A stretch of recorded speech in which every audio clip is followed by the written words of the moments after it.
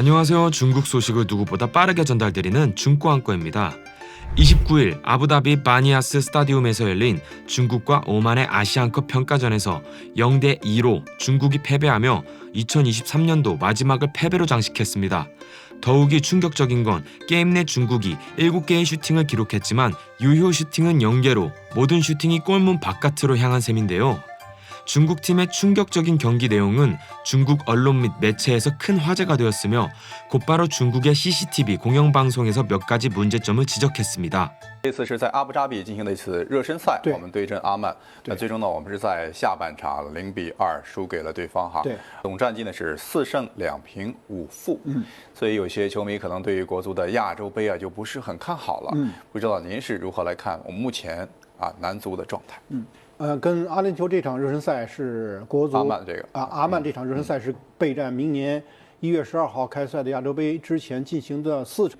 那么这场呢，面对的阿曼队呢，应该说是比较难打的，因为阿曼队也是明年参加亚洲杯的24支参赛队之一，国际排名是74，中国男足是79，人家位次比我们高5位啊，实力应该说比我们强。但更主要一个核心的原因就是。阿曼作为一个西亚的球队，他的职业联赛跟欧洲5大联赛是一样的，它是跨年度的联赛啊，也就是说，所有的阿曼的这些球员都处在联赛的正常进行之中，那所以他的竞技状态、体能储备等等都是比较理想的这种。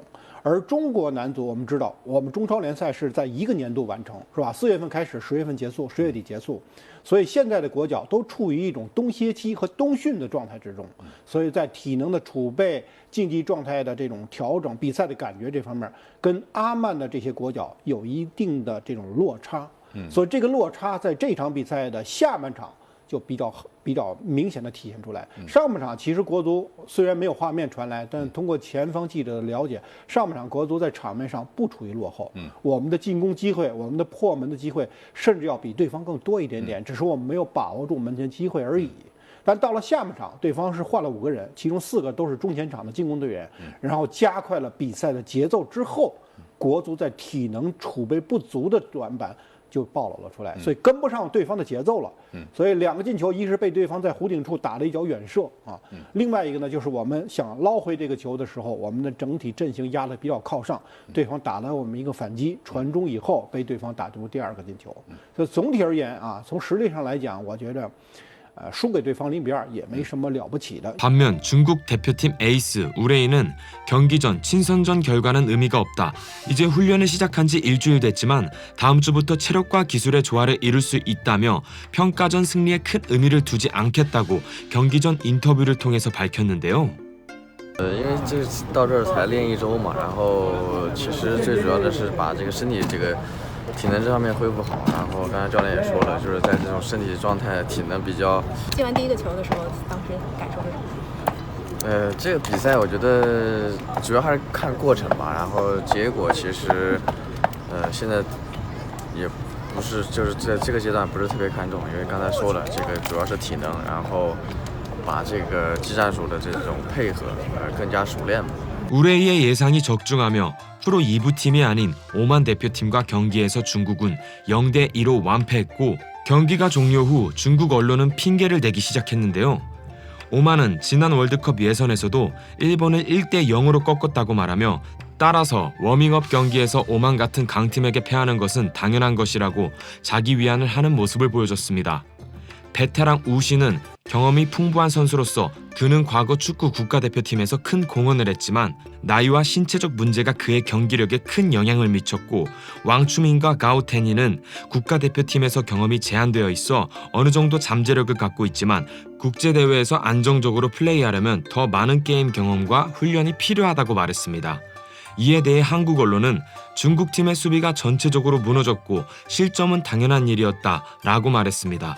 중국은 오만과의 경기 전 지옥훈련이라는 이름의 피트니스 프로그램을 펼쳤고 전력 노출 방지라는 명목으로 비공개로 진행했지만 경기에 채 회복되지 않은 선수들이 경기장에 나선 관계로 컨디션 조절에 실패, 이와 같은 완패를 거뒀다며 안타까움을 표했는데요. 한국 기사를 접한 중국 언론은 곧바로 한국을 비판하는 내용의 기사를 발표했습니다. 한국팀이 아시아에서 이류 중국 남자 축구팀을 관찰하고 분석하는 태도는 한국 축구의 극도로 열등한 사고방식이라고 말했는데요. 중국 언론의 주장은 이렇습니다. 중국팀에게 3대 0으로 이긴 한국과의 월드컵 예선전이 한국 팬 42%에게 올해 최고의 경기로 선정됐고 두 번째와 세 번째는 각각 아시안게임 결승전에서 일본을 꺾고 우승을 차지한 것이고 평가전에서는 튀니지에 4대 0으로 승리한 것인데 표면적으로는 한국 축구가 또다시 중국 남자 대표팀을 조롱하는 것 같아 안타까움을 자아내지만 그런데 잘 생각해보면 아시아 최고의 팀으로서 월드컵에 꾸준히 나오는 한국팀이 아시아에서 이류 중국 대표팀을 유의 깊게 관찰하고 관심을 갖고 분석한다는 건 무슨 뜻이겠는가? 한국은 중국 남자 축구대표팀의 경기력에 집착해 플레이 스타일 관점을 계속 분석하고 이것이 한국 축구의 극도로 열등한 사고방식을 보여준다고 말하며 한국팀은 서아시아 팀의 플레이에 적합하지 않고 지난 아시안컵에서 한국팀은 카타르에게 패해 준결승 진출에 실패했다고 말했습니다. 이어서 한국 축구의 특징은 집요한 스타일이고 이 스타일은 수년에 걸쳐 축적되어 왔고 우리는 한국팀이 우리보다 잘한다는 사실을 부정하지 않는다. 실로 실력이 열등하고 열등감을 느끼지만 그런데 한국팀은 어떤가? 아시아 최고의 팀으로서 한국은 자신보다 강하지 않고 아시아 하위팀인 중국 남자 축구팀 앞에서 강한 우월감과 성취감을 고의적으로 보여줄 수밖에 없다. 그래야만 한국팀이 중국 남자 축구팀을 이겼다는 자부심을 느낄 수 있을 것이고 중국과 한국의 대결을 최고라고 평가할 수 있을 것이고 자랑할 가치가 있다고 설명했는데요. 한국 언론의 발언에 대해 중국 국민들은 크게 분노했습니다. 생생한 중국 네티즌 및 대중들의 반응 살펴보시겠습니다. 중한전은 사실 중국팀이 이길 수 있기를 기대하는 국민이 많지 않아. 그러나 한국 언론은 계속해서 중국을 비판하고 있어. 속셈은 분명해. 우리한테 압력을 가하고 싶고 동시에 자신들에게 위협이 될까봐 보험을 쳐두고 있다.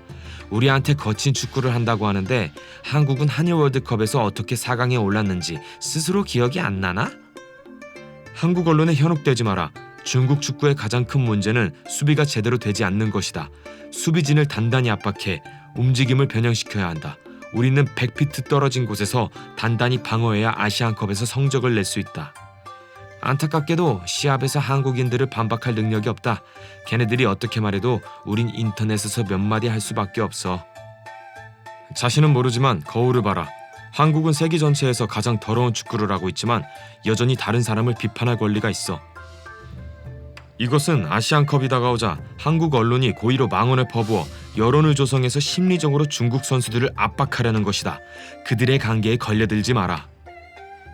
이기든 지든 당장 감독을 바꿔야 돼. 지금 감독 능력은 아직 좀 부족해. 지금 바꾸면 된다. 점수를 따기 시작할 때까지 기다리지 마라. 비극이 다시는 일어나지 않게 해줘. 축구협회 지도자 여러분, 간식도 먹고 장기적인 계획도 세우세요. 중국은 현재 아시안컵 목표가 8강이라고 밝힌 상태. 앞으로 얼마나 잘 준비할 수 있을지 모르겠지만 현재의 경기 내용이라면 8강은 어림도 없어 보입니다. 오늘 준비한 이야기는 여기까지입니다. 재밌게 보셨다면 구독과 좋아요 버튼 한 번씩 부탁드립니다. 가짜 뉴스 따위는 절대 하지 않고 항상 신속하고 정확한 정보만을 전달드리겠습니다. 감사합니다.